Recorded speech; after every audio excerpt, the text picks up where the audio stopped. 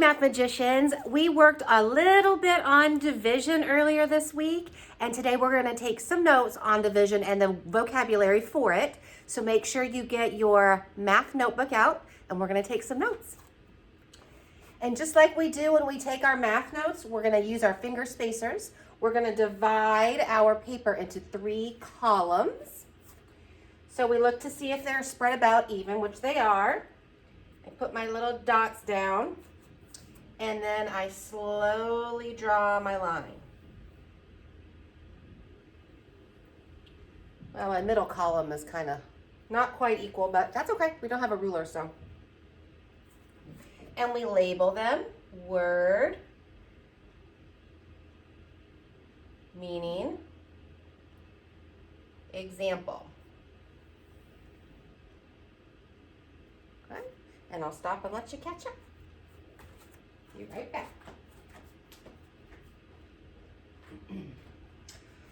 Okay. Our first word is the word dividend. Dividend.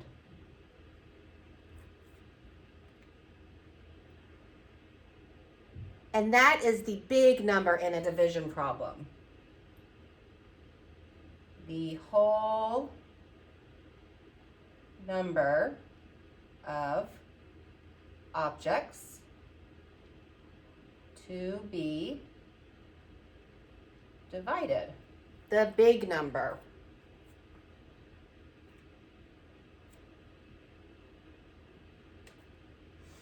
And an example would be, let's see, 30 divided by 5 equals 6. So which one would be the dividend? The whole number of objects to be divided. 30 is our dividend. It always comes first. It's the biggest number. Okay, we'll add that. The biggest number comes first. And I draw a line under my biggest column to keep it all together. Just like in subtraction, when you subtract, your biggest number comes first, right? Well, the opposite of subtraction is division. Our biggest number comes first, just like the opposite of addition is multiplication.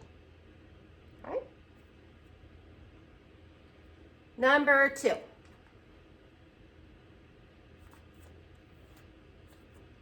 Our next word is divisor.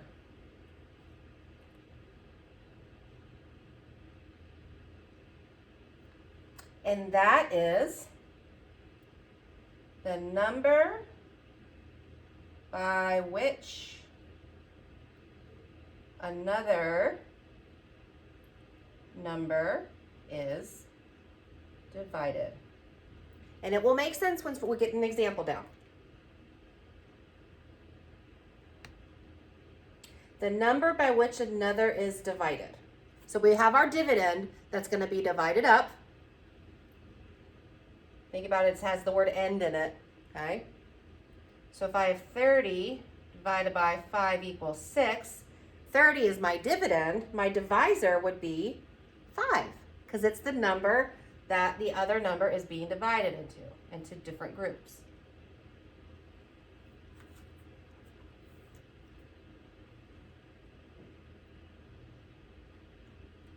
Okay, and I go to my longest column, draw my line to keep everything together, and I go down to number 3.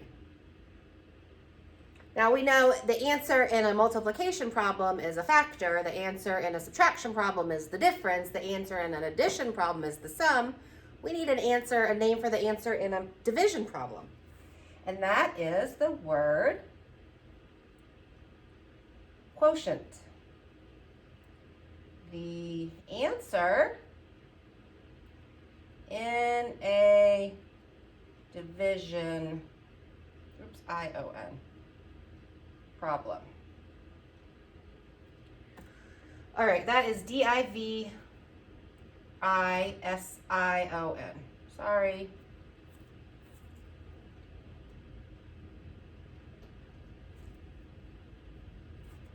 So 30 divided by 5 equals 6. My quotient is the answer.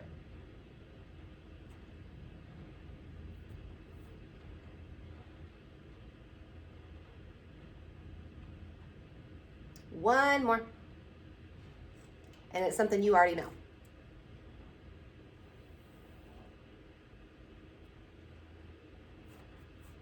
It is fact family. Told you already knew that, right? So a fact family is a group of numbers using a group of facts. Sorry. That's why you should be writing in pencil. A group of facts using the same 3 numbers. You know what this one is. Let me get you to write it down. And that's how we're doing things today. We're going to be really working on fact families. So, for example, I bet you can give me the fact family for 3 plus 2 equals 5. Got it? Then I can do 2 plus 3 equals 5. And then what are my other 2 problems? Subtraction. Then I do, and when we subtract, it's always the biggest number first. 5 minus 2 equals 3, and then 5 minus 3 equals 2. You can also have fact families for multiplication and division. And if you know multiplication facts, then you will be able to solve your division. So let's do a division one together. Let's do 5 times 3 equals 15.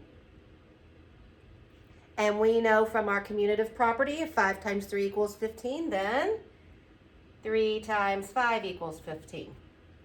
Well, now we can use our division problems because there's 2 multiplication, 2 division. And which number in division comes first? The biggest one. So then I would have 15 divided by 3 equals 5. And my other one would be 15 divided by 5 equals 3. So if you know 5 times 3 is 15, then you also know these 2 division problems. Pretty cool, huh? Well, that's what we're going to be working on today, is fact families. And I can prove it too. 15 divided by 5, so that would be 5 groups. Remember we did this the other day. And I put 15 in each group. 10, 11, 12, 13, 14, 15. And there's 3 in each group. So if you know some multiplication facts, then pretty cool that you also know some division facts. Okay? So we are going to turn in our book to page 118, and we're going to watch our robot to introduce and do some problems together. So go grab your book.